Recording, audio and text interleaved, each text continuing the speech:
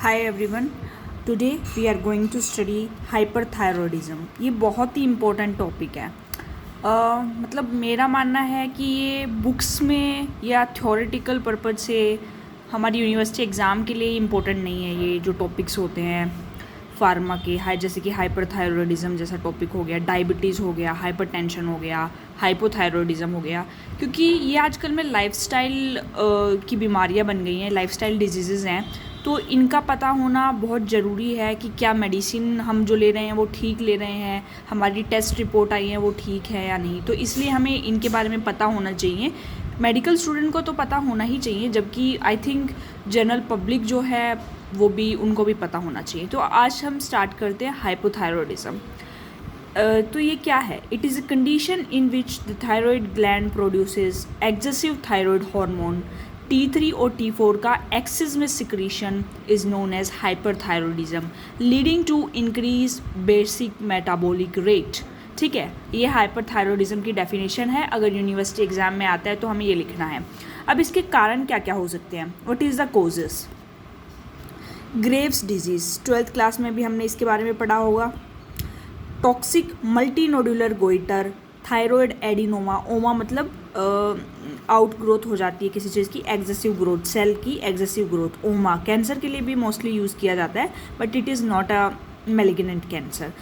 Access intake of thyroid hormones, thyroiditis. ठीक है, तो ये सब क्या है? ये कोजेज़ हैं हाइपरथायरॉयडिज्म के.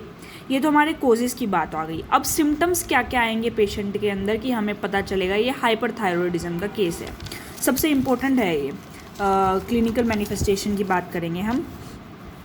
तो क्लिनिकल मैनिफेस्टेशन में आएगा weight loss despite increase appetite. Patient का वेट जो है 1 महीने में काफ़ी ज़्यादा लॉस हो जाएगा और उसकी भूख बढ़ जाएगी. हीट इंटॉलरेंस एंड स्वेटिंग, उसको गर्मी में बहुत ज़्यादा पसीना आएगा. इनफैक्ट वो धूप में जाएगा, थोड़ा सा सर्दी में भी अगर धूप में जा रहा है, उसको गर्मी लग रही है तो उसको स्वेटिंग बहुत ज़्यादा होगी. नाइट स्वेटिंग भी बढ़ सकती है. ठीक है, उसको टॉलरेंट नहीं होगा हीट. ये बहुत ही मेन सिम्टम है, इसको ध्यान दीजिए, क्योंकि मैंने ऐसे पेशेंट्स को खुद से देखा है. इसीलिए मैं आपको ये बता रही हूँ कि ये सारे जो क्लिनिकल मैनिफेस्टेशन मैंने लिखे हैं, मैंने उस एक पेशेंट में मैंने बहुत सारे क्लिनिकल मैनिफेस्टेशन देखे हैं. उसको टैकीकार्डिया भी होता है, पाल्पिटेशंस भी होता है. तो हम कई बार है ना इसको किसी और बीमारी के साथ ऐसा सोचते हैं कि उसको कुछ और है, जबकि ये थायराइड की वजह से भी ये सिम्टम्स आ सकते हैं, टैकीकार्डिया और पाल्पिटेशंस. नर्वसनेस, इरिटेबिलिटी हो सकती है उस पेशेंट को, एंजाइटी, ट्रेमर्स, एक्सोपिथेलमस जो कि ग्रेव्स डिजीज़ में होता है. एक्सोपिथेलमस गोइटर दिखाई देगा बाहर, गोइटर जो है. Diarrhoea, fatigue and muscle weakness is also, it is a very important symptom. उसको बहुत जल्दी थकान होगी और मसल वीकनेस उस पेशेंट को होगी हाइपरथायरॉयडिज्म में.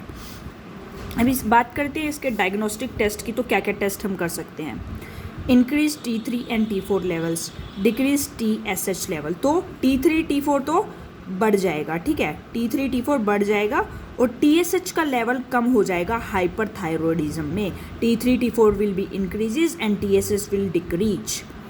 थायराइड का स्कैन करा सकते हैं, अल्ट्रासोनोग्राफी करा सकते हैं थायराइड ग्लैंड की. ये सब था. Now comes to the management part. इसका मैनेजमेंट हम क्या क्या कर सकते हैं? तो बात करते हैं मैनेजमेंट की. तो मेडिकल मैनेजमेंट में सबसे पहले एंटी थायराइड ड्रग्स देंगे, जैसे कि मैथीमाजोल, प्रोपाइल थायोयूरासिल. तो ये 2 ड्रग्स हैं, इनका नाम याद रखना. अगर आपके घर में कोई पेशेंट है हाइपरथायरॉयडिज्म का, तो आपको ये देखने को मिलेगा कि वो सुबह अर्ली मॉर्निंग में खाली पेट इन दवाइयों को लेता है. मैथीमाजोल, प्रोपाइल थायोयूरासिल. बीटा ब्लॉकर्स, क्योंकि पाल्पिटेशंस हो रहे हैं उसको, टैकीकार्डिया हो रहा है, तो बीटा ब्लॉकर उसको दे सकते हैं हम, जैसे कि propranolol. Radioactive iodine therapy दे सकते हैं उसको. सर्जिकल मैनेजमेंट में एक ही है, थायरोइडेक्टोमी, थायराइड ग्लैंड का कंप्लीट रिमूवल. पार्शियल या कंप्लीट ये आपको सर्जन बताएगा in severe cases. Nursing management. Now comes to the nursing management. ये भी इम्पोर्टेंट है इस केस में.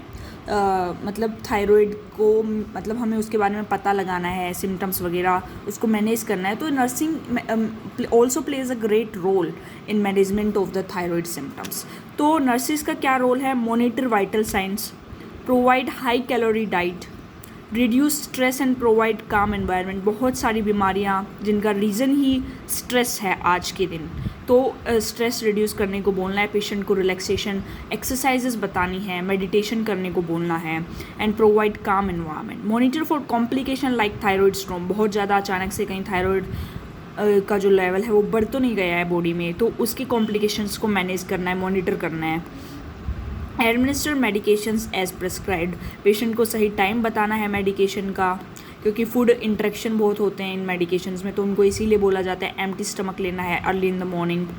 ठीक है, अब इनकी कॉम्प्लिकेशन क्या हो सकता है हाइपरथायरॉयडिज्म को अगर हम ट्रीट नहीं करते हैं तो इसके क्या क्या कॉम्प्लिकेशन हो सकते हैं। कुछ पेशेंट सोचते हैं कोई दिक्कत तो हो नहीं रही है स्टार्टिंग में, तो ट्रीटमेंट लेके क्या करेंगे, but treatment is very important to prevent the complications just like thyroid storm, अभी मैंने पहले भी बात की है इसका। Cardiac arrhythmia just like tachycardia, there is so many cardiac arrhythmias, heart failure, hyperthyroidism if untreated can lead to heart failure also। तो ये सारा हमने आज हाइपरथायरॉयडिज्म के बारे में पढ़ा। अभी हम हाइपोथायरॉयडिज्म के बारे में भी पढ़ेंगे। तो अब बात करते हैं हाइपोथायरॉयडिज्म की।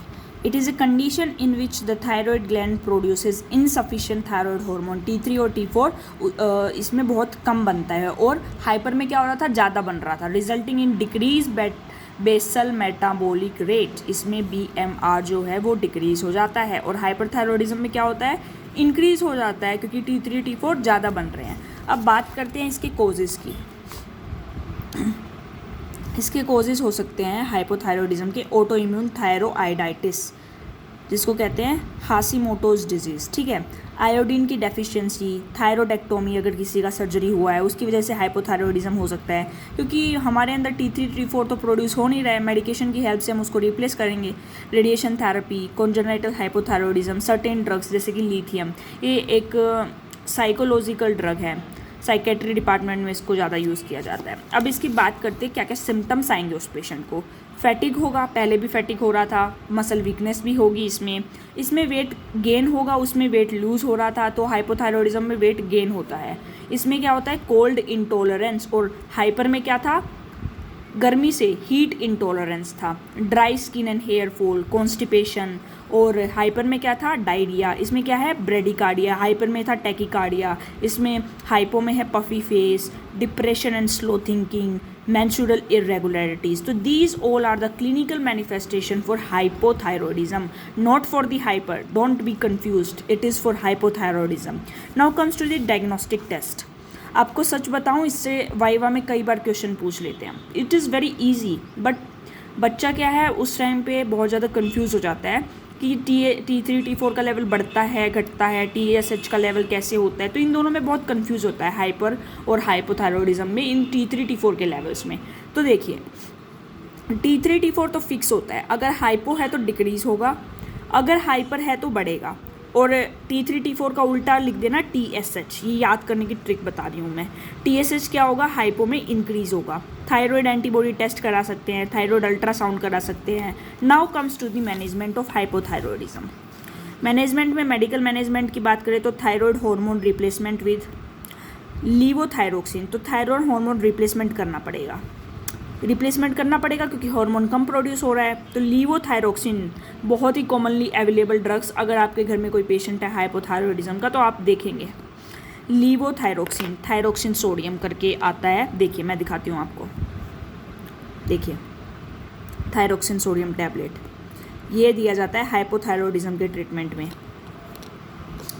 ठीक है, ये है थायरोक्सिन सोडियम जिसको हम कहते हैं लीवोथायरोक्सिन भी। ठीक है, ये टैबलेट है हाइपोथायरॉयडिज्म के केस में। डाइटरी मैनेजमेंट में क्या करेंगे, एडिक्वेट आयोडीन इनटेक लेंगे, बैलेंस्ड न्यूट्रिशियस डाइट लेंगे। अब नर्सिंग मैनेजमेंट की बात करते हैं तो monitor vital signs, increase rest and warm environment, monitor weight regularly, administer medications as prescribed, educate patient about life long therapy. अब इसके कॉम्प्लिकेशन क्या क्या हैं, उसमें तो हमने थायराइड स्ट्रोम देखा था, इसमें क्या है, मिक्सिडीमा कोमा, पेशेंट अनकॉन्शियस हो सकता है, heart problems, infertility, depression, these are the complications. ये तो मैंने सब कुछ आपको हाइपोथायरॉयडिज्म के बारे में बताया।